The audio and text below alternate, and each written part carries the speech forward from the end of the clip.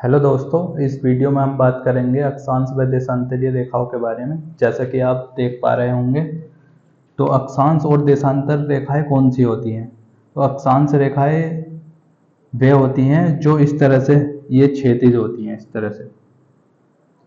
इन्हें हम अक्षांश रेखाएं कहते हैं। इस तरह से ये अक्षांश रेखाएं हैं। और जो इस तरह से ये बनी हुई है, इस तरह से ऊर्ध्वाधर, ये इस तरह से, इन्हें कहते हैं देशांतर रेखाएं। तो ये देशांतर रेखाएं।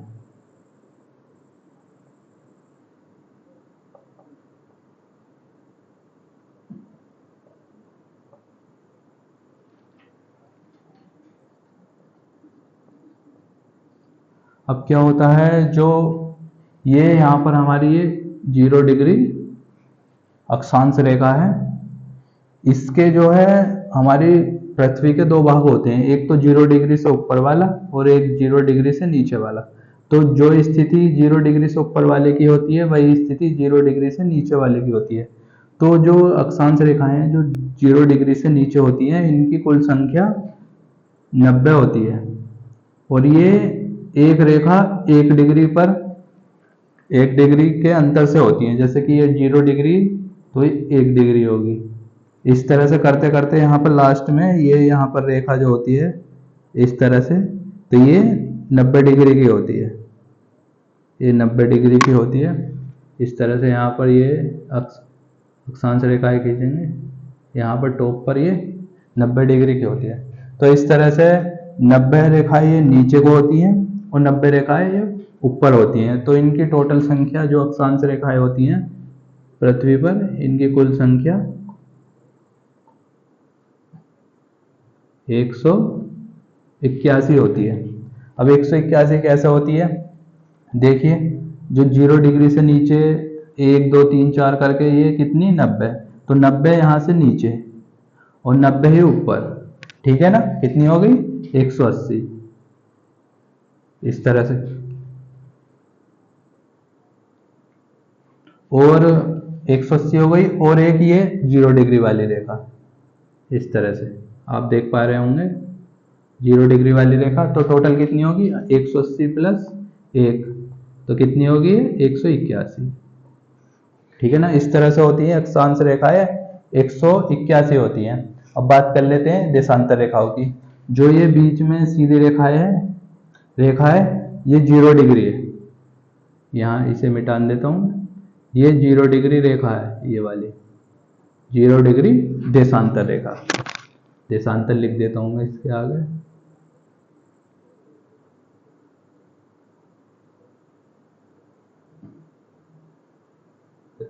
इस तरह से। और इस जो ये बीच की रेखा जा रही है, ये 0 डिग्री, इसे हम क्या कहते हैं, इसे हम प्रधान मध्याह्न रेखा कहते हैं। तो इसे लिख देंगे हम प्रधान या मुख्य कह देते हैं, दोनों ही सही है।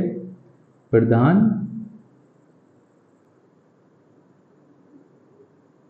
मध्य रेखा या मध्याह्न रेखा, इस तरह से। और ये विश्व में जो यूरोप है, लंदन है, उससे होकर जाती है।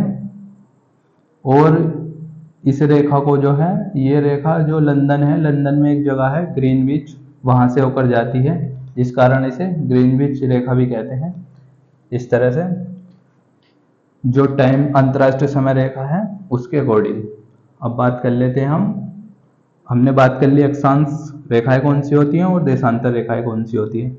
अब कुछ मुख्य जो अक्षांश रेखाएं होती हैं और जो कुछ मुख्य जो देशांतर रेखाएं होती हैं, उन पर बात कर लेते हैं। जो ये 0 डिग्री रेखा है, चलिए मैं इसे साफ ही कर देता हूँ दोबारा से। इस तरह से हम गिलोक को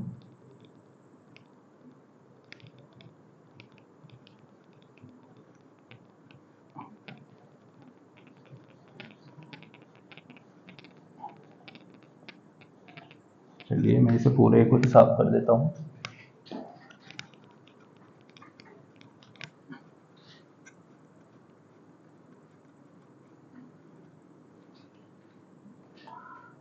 और जो देशांतर रेखाएं होती हैं जो इस तरह से थी, इनकी संख्या टोटल होती है, इनकी संख्या 360 होती है। 360 कैसे? जो 0 डिग्री रेखा थी उसके 180 इधर होती हैं और 180 इधर, तो टोटल कितनी हो जाती हैं? 360। अब आप सोच रहे होंगे जो होती हैं कि उसमें तो 100 जो है 181 हो रही थी, 90 ऊपर 90 नीचे और एक 0 डिग्री, और इसमें 360 हो रही हैं। तो इसका कारण ये है कि जो हमारा जो मैप होता है, वर्ल्ड मैप, इस तरह से मैं आपको दिखा देता हूँ।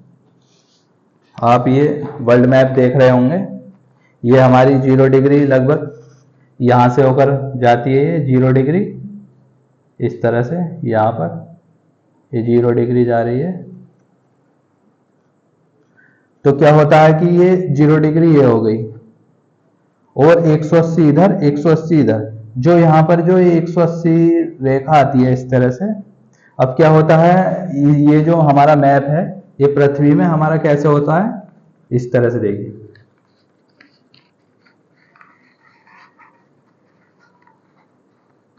ये इस तरह से बंद होता है। तो क्या होता है, जो 180 इस तरह से होता है और हम इसे यहां से खोलते हैं, इस तरह से ये खुलता है, इस तरह से बंद होता है और इस तरह से हम खोलकर, जो पृथ्वी ये तो जुड़ा हुआ है, ये इधर वाला भाग इधर जुड़ा हुआ है इस तरह से, लेकिन हम पढ़ने के लिए जो है हमारा मैप इस तरह से बना हुआ होता है। तो इसे हम जैसे यहाँ पर जोड़ेंगे तो जो ये यहाँ से आई है 180 इधर 180 इधर, तो इस तरह से जो 180 है वो जो है एक ही रेखा है, ना कि अलग अलग।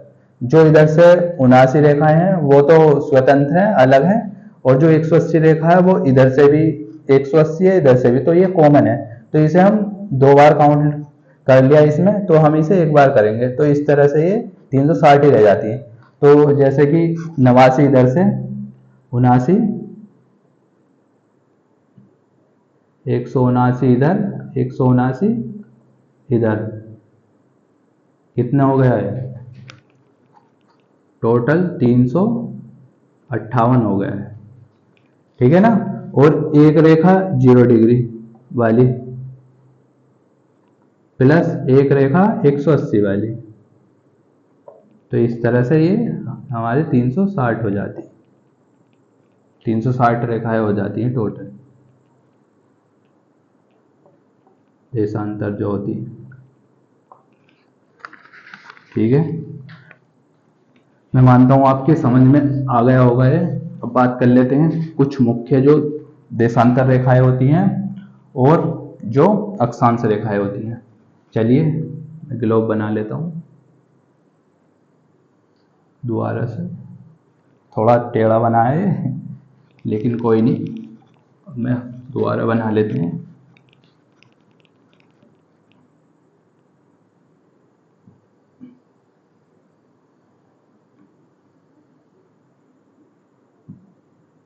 ये हमने दोबारा बना लिया। अब एक रेखा होती है जो बीच से जाती है इस तरह से, इस तरह से, ये है 0 डिग्री, इसका क्या नाम है? इसे कहते हैं हम विषुवत रेखा।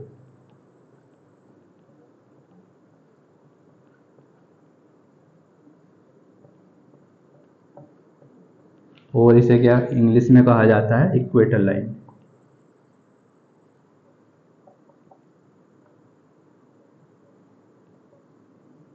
इस तरह से, और इसी यहाँ पर इससे नीचे 23.5 डिग्री अक्षांश पर ये इस तरह से,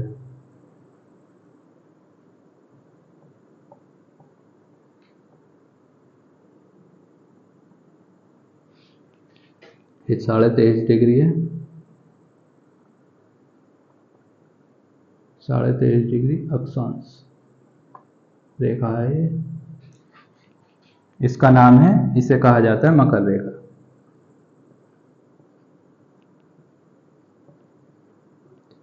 और इसे इंग्लिश में कहते हैं ट्रॉपिक ऑफ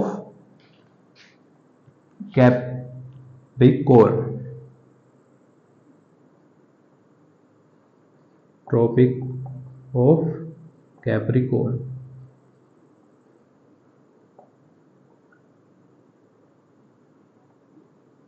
ठीक है ना, इस तरह से।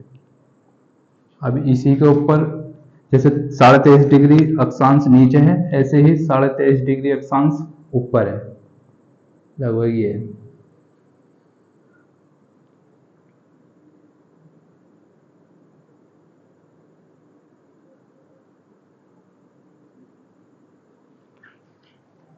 इस तरह से ये भी 23.5 डिग्री है।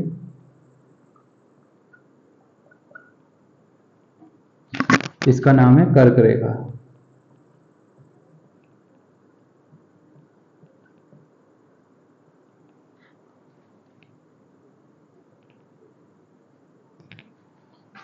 इसे कहा जाता है tropic of Cancer. Tropic of Cancer. इस तरह से हमारी 3 रेखाएं हो गई है अक्षांश, जो कि हमने हिंदी में देख ली मकर रेखा, और इंग्लिश में कहा जाता है इसे ट्रॉपिक ऑफ कैप्रिकॉर्न। और विषुवत रेखा हो गई, इसे हम इक्वेटर लाइन कहते हैं। ये कर्क रेखा हो गई, इसे हम ट्रॉपिक ऑफ कैंसर कहते हैं। इसे विषुवत रेखा को हम भूमध्य रेखा भी कह देते हैं, क्योंकि ये जो हमारी पृथ्वी है उसके लगभग 20 से होकर, जो हमारे जो पृथ्वी है उसको लगभग 2 भागों में बांटती है, तो इस तरह इसलिए इसे भूमध्य रेखा भी कहा जाता है। अब बात कर लेते हैं, इसमें 2 रेखाएं और हैं जो कि यहाँ पर है। ये है 66.5 डिग्री पे। इसे हम कहते हैं अंटार्कटिक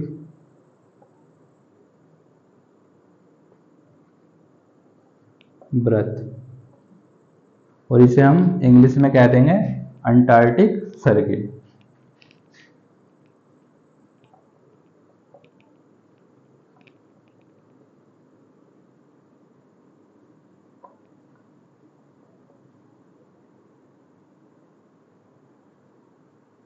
इस तरह से लिख देंगे हम सर्कल।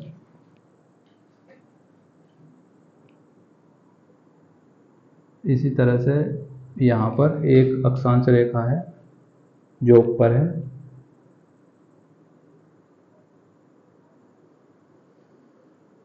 ये भी 66.5 डिग्री। और इनमें अंतर क्या है, इनके साथ हम जो 0 डिग्री से ऊपर वाले हैं इनके साथ हम नॉर्थ लगाते हैं, यानी कि उत्तर, उत्तरी। और ये नॉर्थ, ये उत्तरी, उत्तरी अक्षांश, उत्तरी। और इनके साथ हम लगाते हैं साउथ, ये साउथ, ये साउथ, इस तरह से।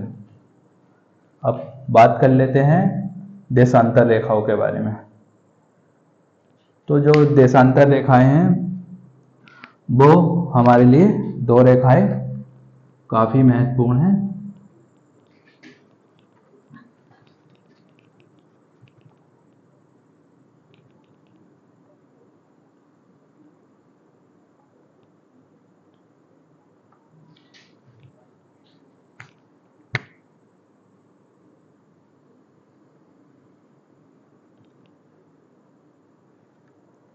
तो ये तो 0 डिग्री हो गई विषुवत रेखा, और एक ये है,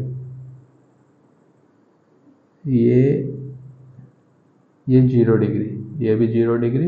ये देशांतर होती है, इसे कहते हैं प्रधान मध्याह्न रेखा।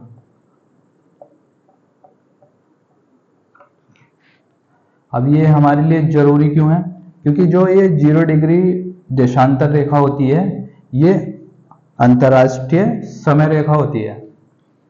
जो विश्व का जो समय होता है वो इसके अकॉर्डिंग होता है, तो ये होती है हमारी अंतर्राष्ट्रीय समय रेखा।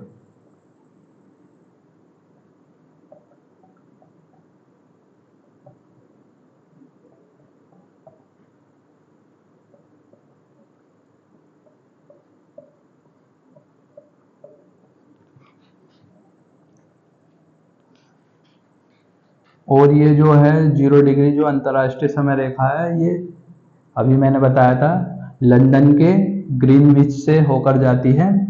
लंदन में एक गांव है ग्रीनविच, इसलिए इसे ग्रीनविच रेखा भी कहा जाता है, जो अंतर्राष्ट्रीय समय रेखा है। तो इसे हम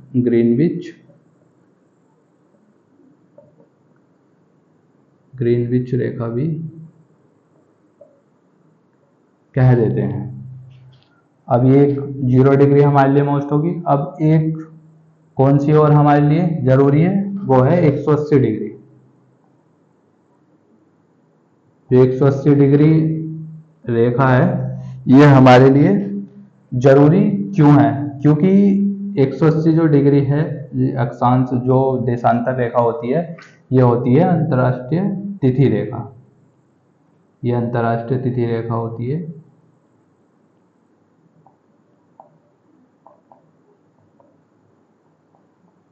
अंतर्राष्ट्रीय तिथि रेखा।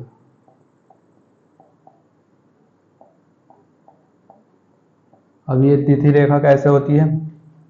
जो हमारा वर्ल्ड है, जो हमारा वर्ल्ड मैप है, अभी मैं बता देता हूँ, उसमें दिखा देता हूँ इस तरह से। ये हमने वर्ल्ड मैप ले लिया। और इसमें क्या होता है, ये जो हमारा मैप है वो इस तरह से जुड़ा हुआ होता है। तो जैसे ये पृथ्वी घूमती है इस तरह से, ये इस तरह से जुड़ा हुआ होता है, इस तरह से। तो 180 डिग्री हमारी यहाँ पर होती है। 180 डिग्री हमारी यहाँ पर होती है, प्रशांत महासागर। तो इसमें क्या होता है, जब हम इस 180 डिग्री से इधर की तरफ आते हैं, रूस की तरफ, तो हमारा जो है एक दिन बढ़ जाता है। जो हमारा ये इधर है, जापान की तरफ आते हैं। यदि कोई व्यक्ति जापान से अमेरिका जाएगा, इधर अमेरिका होता है क्योंकि ये जुड़ी हुई होती है। यदि जापान से अमेरिका जाएगा तो एक दिन उसमें जो वहाँ की घड़ी है, जो वहाँ के डेट टाइम है, डेट वहाँ पर एक दिन पीछे होगी।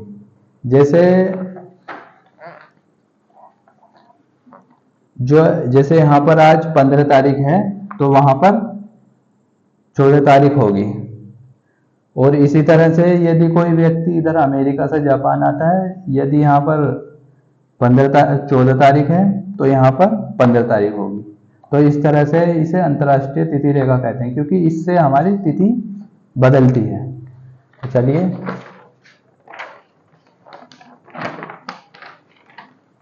अब बात कर लेते हैं भारत के संदर्भ में। तो भारत के संदर्भ में कौन सी रेखा मोस्ट है? तो वो है 82.5 डिग्री। अब ये 82.5 डिग्री जो रेखा है, वो हमारे भारत का जो मानक समय रेखा है, इस तरह से। इससे जो होता है हमारे भारत का समय डिसाइड होता है। हमारा जो पूरा भारत है वो इसी रेखा के जो अकॉर्डिंग समय को फॉलो करता है। ये हमारे भारत की मानक समय रेखा।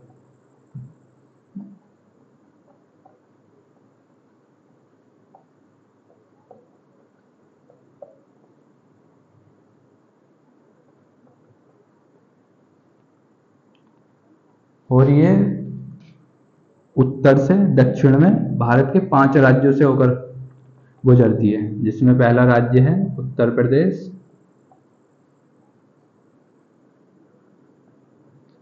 और दूसरा है मध्य प्रदेश,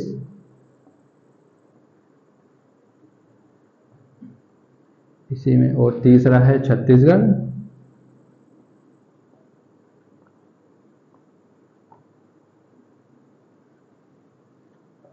चौथा है उसके नीचे ओडिशा, और पांचवा है आंध्र प्रदेश।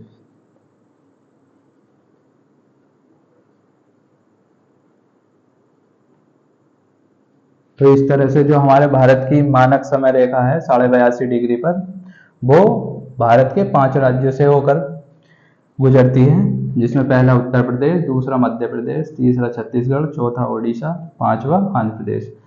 काफी बार एग्जाम में ये आता रहता है कि जो भारत की मानक समय रेखा है वो भारत के किन किन राज्यों से होकर गुजरती है। तो इस तरह से आज हम क्लास को यहीं रखते हैं। क्लास कैसी लगी कमेंट में ज़रूर बताएं, यदि कोई सजेशन हो तो वो भी बताएं। तो जय हिंद, जय भारत।